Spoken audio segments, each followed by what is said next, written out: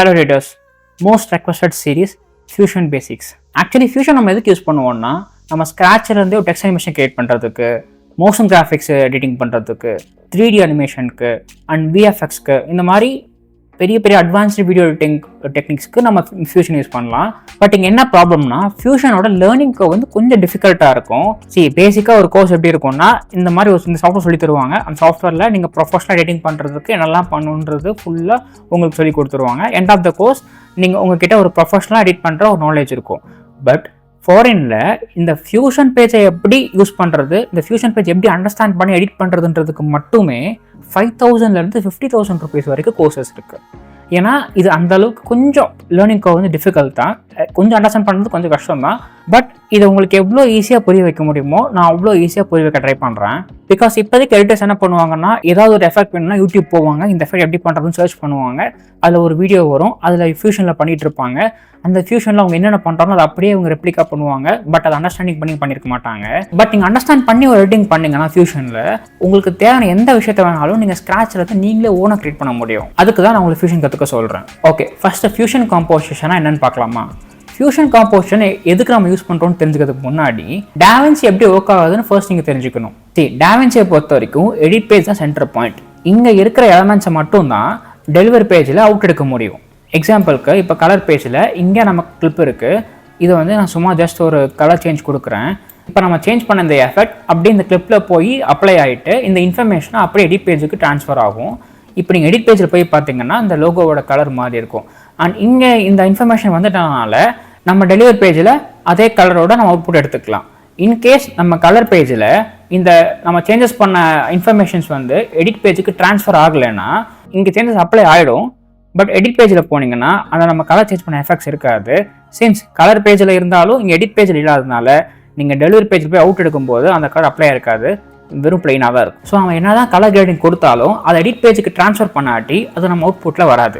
அதே மாதிரி தான் ஃபியூஷனில் நம்ம பண்ணுற எடிட்டிங்கை எடிட் பேஜுக்கு ட்ரான்ஸ்ஃபர் பண்ணுறதுக்கு தான் நம்ம இந்த ஃபியூஷன் காம்போசிஷனை யூஸ் பண்ணுறோம். ஃபியூஷன் காம்போசிஷனை எப்படி கிரியேட் பண்ணுறதுன்னு பார்க்கலாமா? அதுக்கு 2-3 வழி இருக்குது.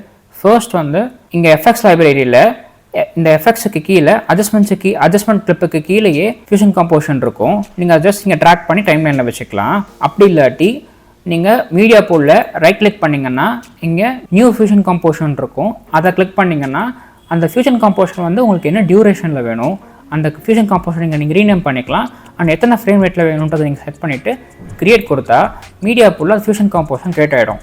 அதை ஜஸ்ட் நீங்கள் ட்ராக் பண்ணி உங்கள் டைம் லைனில் வச்சுக்கலாம். அண்ட் இதுவும் நீங்கள் வந்து உங்களுக்கு தேவைப்பட்டால் நீங்கள் ரீடைம் பண்ணிக்கலாம். அண்ட் நீங்கள் சேம் ஆல் ப்ரெஸ் பண்ணி நீங்கள் காப்பியும் பண்ணிக்கலாம். நீங்கள் ஸ்க்ராட்சில் வந்து எஃபெக்ட் கிரியேட் பண்ண போகிறீங்கன்னா இந்த மாதிரி ஃபஸ்ட்டு ஃபியூஷன் காம்போசிஷன் கிரியேட் பண்ணிவிட்டு அதுக்கப்புறம் நீங்கள் ஃபியூஷன் கிளிப்பை எடிட் பண்ணிக்கலாம். இன்கேஸ் நீங்கள் டைம் லைனில் இருக்கிற ஏதோ ஒரு கிளிப்புக்கு ஒரு சின்ன ஃபியூஷன் எஃபெக்ட்ஸ் நீங்கள் ஆட் பண்ணணும்னு நினைக்கிறீங்கன்னா உங்களுக்கு எந்தெந்த கிளிப்லாம் வேணுமோ அந்த கிளிப்பை நீங்கள் இதை செலக்ட் பண்ணிவிட்டு ரைட் கிளிக் பண்ணிங்கன்னா இங்கே நியூ ஃபியூஷன் கிளிப்புன்னு இருக்கும். அதை கிளிக் பண்ணிங்கன்னா அது ஃபியூஷன் கிளிப்பாக மாறிடும். இப்போ நீங்கள் ஃபியூஷன் பேஜுக்குள்ளே போய் உங்களுக்கு வேணுங்கிற மாதிரி நீங்கள் எடிட் பண்ணிக்கலாம். சரி, ஃபியூஷன் காம்போசிஷன் கிரியேட் பண்ணியாச்சு. அதுக்குள்ளே போகிறது எப்படின்னா நம்ம டைம் லைனில் இருக்கிற பிளே ஹெட்டை எந்த ஃபியூஷன் காம்போசிஷனுக்கு மேலே வைக்கிறோமோ அதை வச்சுட்டு நீங்கள் அப்படியே ஃபியூஷன் பேஜுக்குள்ளே போனாலே போதும். ஆட்டோமேட்டிக்காக நீங்கள் அந்த ஃபியூஷன் காம்போசிஷனுக்குள்ளேயே போய் யூஸ் பண்ணிக்கலாம். இன்கேஸ் இப்போ நீங்கள் இது ஃபியூஷன் காம்போசிஷன் தான் இப்போ நீங்கள் இதுக்குள்ளே போய் யூஸ் பண்ணோன்னா ஜஸ்ட் நீங்கள் பிளே ஹெட்டை இங்கே வச்சுட்டு நீங்கள் ஃபியூஷனுக்குள்ளே போனாலே போதும். அந்த கிளிப் வந்து ஃபியூஷனுக்குள்ளே வந்துடும். ஸோ இன் ஷார்ட் நீங்கள் எந்த கிளிப்புக்கு மேலே உங்கள் பிளே ஹெட்டை வைக்கிறீங்களோ வச்சுட்டு நீங்கள் ஃபியூஷன் போனாலே போதும், அது ஆட்டோமேட்டிக்காக ஃபியூஷனுக்குள்ளே கொண்டு வந்துடும். இங்கே ஃபியூஷன் காம்போசிஷனுக்குள்ளே வந்து பார்த்தீங்கன்னா மீடியா அவுட்னு ஒரு நோட் இருக்கும். கேஸ் நோட்ஸ் தான் என்னென்னு நான் அப்கமிங் வீடியோஸை ரொம்ப கிளியராக சொல்லித்தரேன். இந்த மீடியா அவுட் நோட்டுக்கு இருக்கிறது ஒரே ஒரு வேலை தான். அது என்னென்னா நான் முன்னாடியே சொன்ன மாதிரி நம்ம இங்கே ஃபியூஷனில் பண்ணுற எல்லா எடிட்டிங்கையும் அதை அப்படியே எடிட் பேஜுக்கு ட்ரான்ஸ்ஃபர் பண்ணுறது மட்டும்தான் இந்த நோட்டோட வேலை. எக்ஸாம்பிளுக்கு இங்கே ஒரு லோகோ இருக்கா, இந்த லோகோவுக்கு மேலே பிளேகெட்டை வச்சுட்டு ஃபியூஷன் பேஜ் போகிறேன். இங்கே பார்த்தீங்கன்னா இந்த லோகோவை மீடியா அவுட் கூட லிங்க் ஆகிருச்சு. இப்போ இது கூட நம்ம ஒரு டெக்ஸ்ட் மட்டும் ஆட் பண்ணலாம்.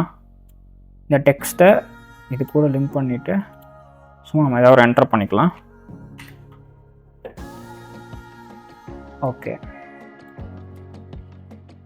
இப்போ இங்கே பார்த்தீங்கன்னா இந்த லோகோ இருக்குது, நம்ம ஒரு டெக்ஸ்ட் ஆட் பண்ணியிருக்கோம். இந்த இன்ஃபர்மேஷன் எல்லாத்தையுமே நம்ம மீடியா கூட கனெக்ட் பண்ணிட்டோம். இப்போ நம்ம மீடியா கூட கனெக்ட் பண்ணதுனால இங்கே எடிட் பேஜில் பார்த்தீங்கன்னா இங்கே டெக்ஸ்ட் வந்துருச்சு. ஏன்னா அந்த மீடியா நோட் வந்து அந்த இன்ஃபர்மேஷனை பாஸ் பண்ணிடுச்சு இந்த லோகோக்கு மேலே ஒரு டெக்ஸ்ட் வச்சுருக்காங்கன்னு. ஆனால் இங்கே எடிட் பேஜுக்கு மேலே பார்த்தீங்கன்னா அந்த லோகோ மட்டும்தான் இருக்கும், இந்த இடத்துல டெக்ஸ்ட் எதுவுமே இருக்காது.